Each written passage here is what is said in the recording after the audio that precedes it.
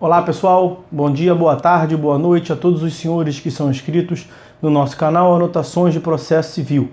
Se você ainda não é, eu sou o professor Arthur Vieira e depois que eu concluí o meu doutorado em Direito Processual, eu resolvi me dedicar a esses veículos de comunicação para que eu pudesse transmitir aos senhores conhecimento jurídico de qualidade e de forma gratuita.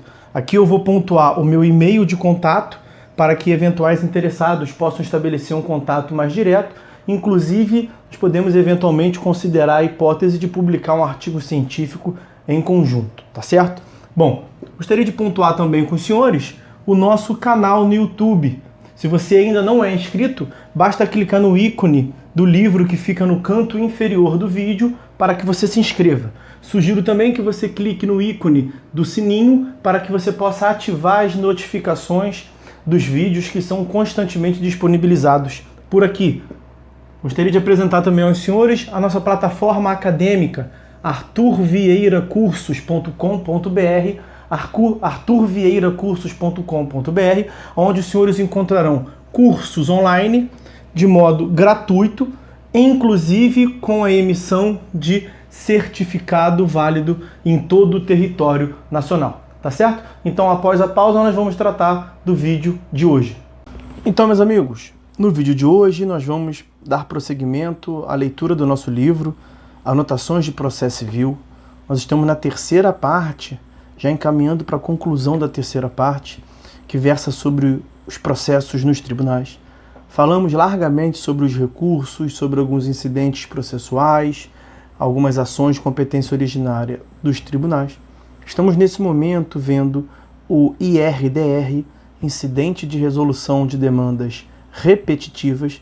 Nós vamos também no vídeo de hoje concluir as considerações que separamos para fazer sobre esse incidente, o IRDR. Nós vamos tratar, como está separado na tela aí para os senhores, da recorribilidade da decisão desse incidente.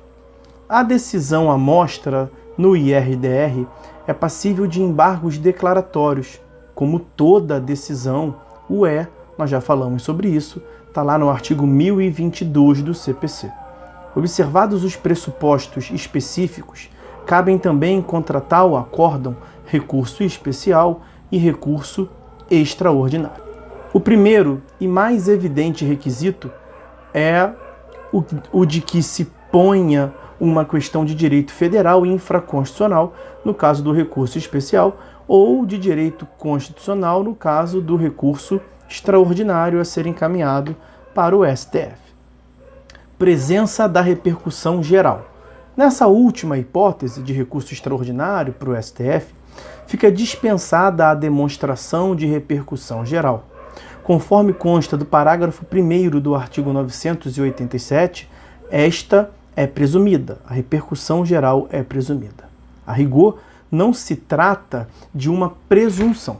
A repercussão geral, sob o aspecto quantitativo, já está configurada, na medida em que a decisão do IRDR aplica-se a uma grande quantidade de casos em que uma mesma questão jurídica é discutida. Submissão do recurso especial ou extraordinário ao procedimento de repetitivos. Pela mesma razão, admitido o recurso no Tribunal Superior, ele se submeterá ao procedimento de recursos especiais ou extraordinários repetitivos. Eficácia suspensiva. O recurso especial ou extraordinário, nesse caso, tem efeito suspensivo, como se extrai do parágrafo 1º do artigo 987.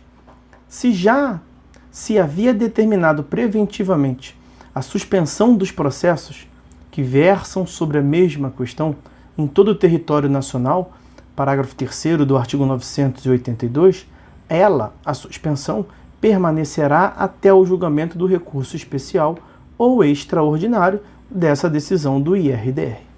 Aliás, caso se trate de recurso especial, o eventual subsequente recurso extraordinário contra o acórdão do STJ também se submeterá ao procedimento de repetitivos e servirá para manter suspensos os processos em todo o território nacional.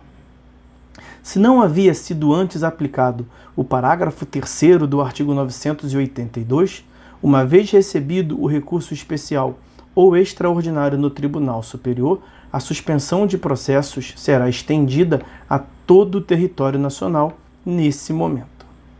Da legitimidade recursal.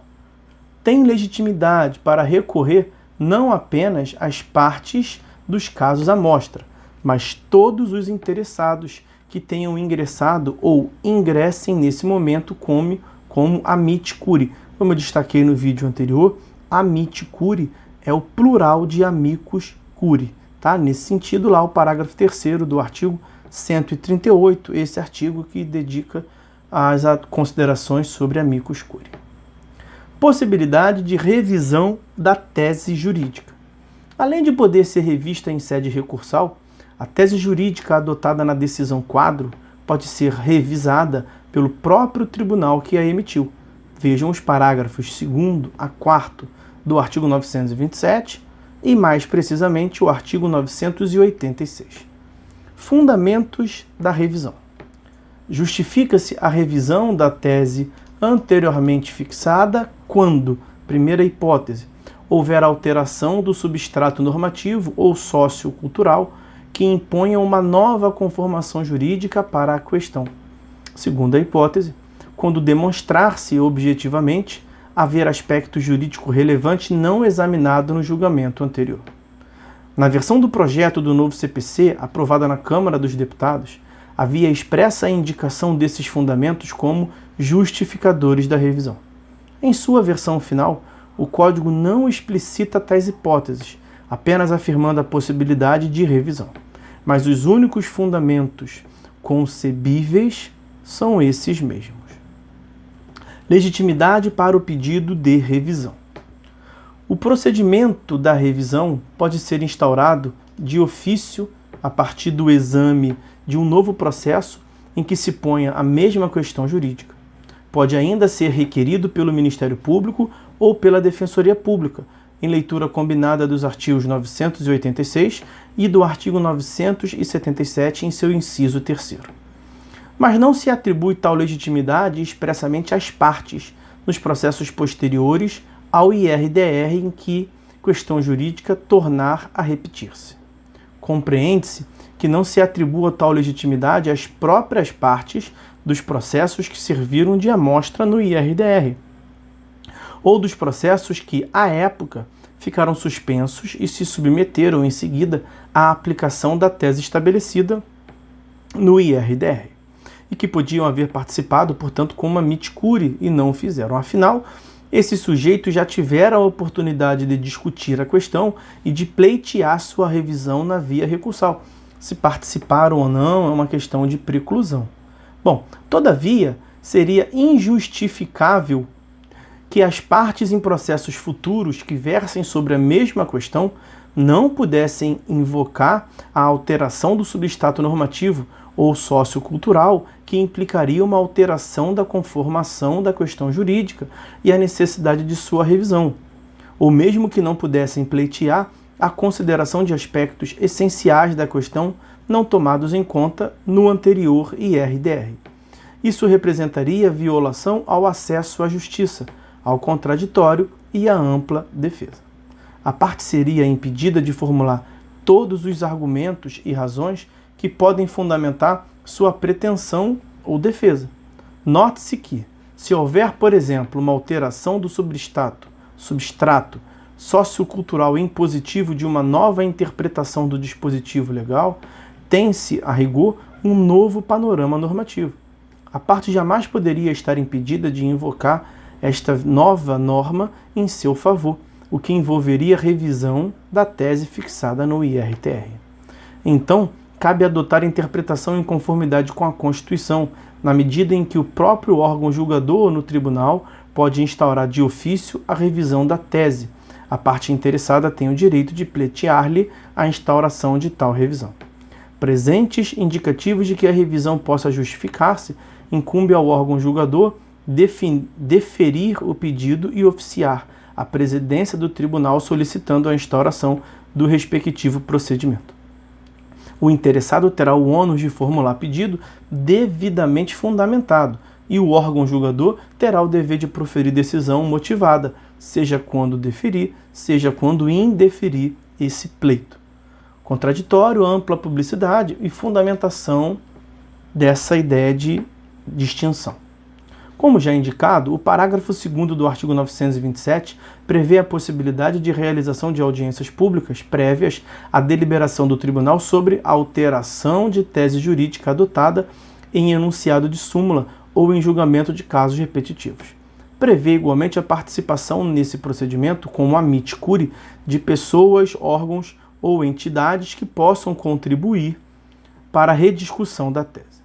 Como também já destacado, uma vez que a revisão impõe a alteração de parâmetros até então adotados, com a chance de significativas externalidades, transtornos concretos para uma vasta gama de sujeitos, a participação de amicus curiae e a realização de audiência pública assumem ainda maior importância do que no procedimento de original formulação da tese.